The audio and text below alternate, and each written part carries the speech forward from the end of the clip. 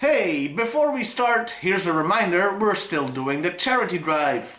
We haven't met our goal yet, and there's 2 more weeks to go. Donate to a charity that benefits children. Send proof of that donation to joechristmascharity@gmail.com. On December 6th, one winner will be selected who will get a loose European exclusive Tiger Force Psych Out from me, a complete 1985 eel from HCC 788, and a New Jersey Comic-Con exclusive Boss Fight Studio Hacks Series 2 Red Blasted Landork from joecustoms.com. Also, 2 runners-up will get a Cobra t-shirt like the one I'm wearing from Coversion 13. So donate today! Well, enjoy the video!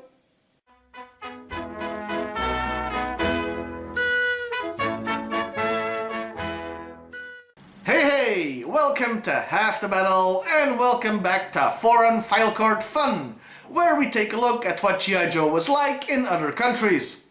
But before we do, let's talk about Mainframe some more.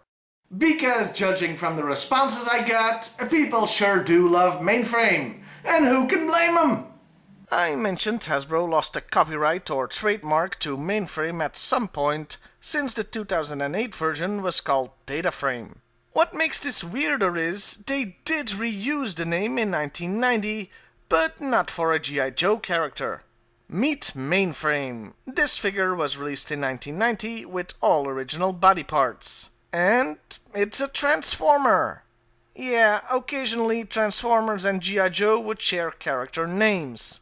Most of the time, the characters would have nothing in common, like Shockwave, SWAT Team Guy, and Shockwave, Decepticon, Guardian of Cybertron.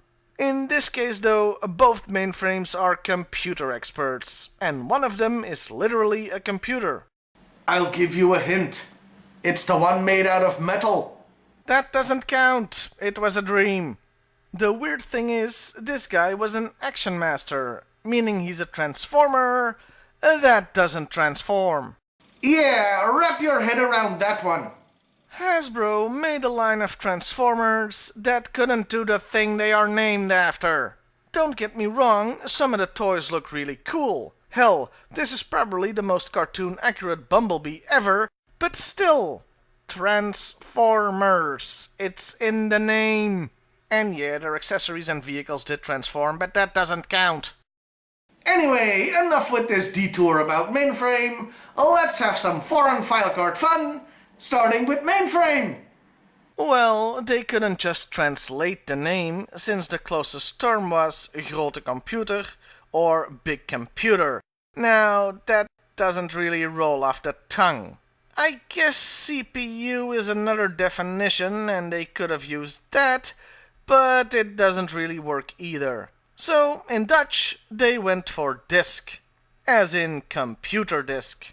Yeah, just to have something computer-related, I guess. Yeah, I think I prefer the name Mainframe. Meanwhile, in French, he was called COBOL, which is a programming language. And that's a really obscure computer reference for a kid in the 80s. Honestly, when I first heard the term COBOL, I thought of kobolds, you know, the mythological creatures. Up next is Grunt. The 1991 version, to be precise. I'm bringing him up for 2 reasons. First, the file card states he was one of the first members of the Joe team. The Belgian card keeps this information, even though this was the only Grunt figure we ever got, so the card text makes no sense. Second, his name in both Dutch and French is Kameraad. Now, just try to guess what that translates to. Yeah, you probably guessed right. Comrade. So, the unfortunate implication here is that Grunt, one of the first real American heroes, is in fact a communist. I can understand why they couldn't just translate the name, since there isn't an equivalent to the military term grunt in Dutch. But why go with comrade? Well, an alternate translation of kameraad would be buddy, but, well, isn't that also kinda stupid? Codename Buddy. Your pal, your friend. Yeah, no, I still think he's a communist. Lastly, let's go over to the bad guys, specifically one of the Dreadnoks. We're talking Road Pig.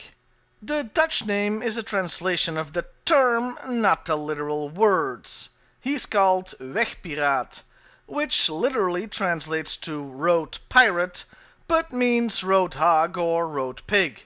His French name though, well, that isn't an existing word, but it is an existing name. It's Bruto. I bring this up because in several European regions, Bruto was the name of Popeye the Sailor Man's chief adversary, named Bluto in English.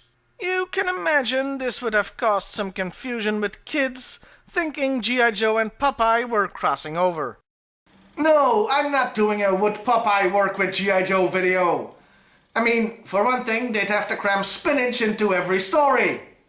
And Cobra has only used spinach about, 3 times in their plots. And those were Mainframe, who's either a computer disk or a programming language, Comrade Grunt the Communist, and Bruto the Road Pirate, who also fought Popeye. See you next time, everybody! And hey, why not like, share, and subscribe if that's your thing?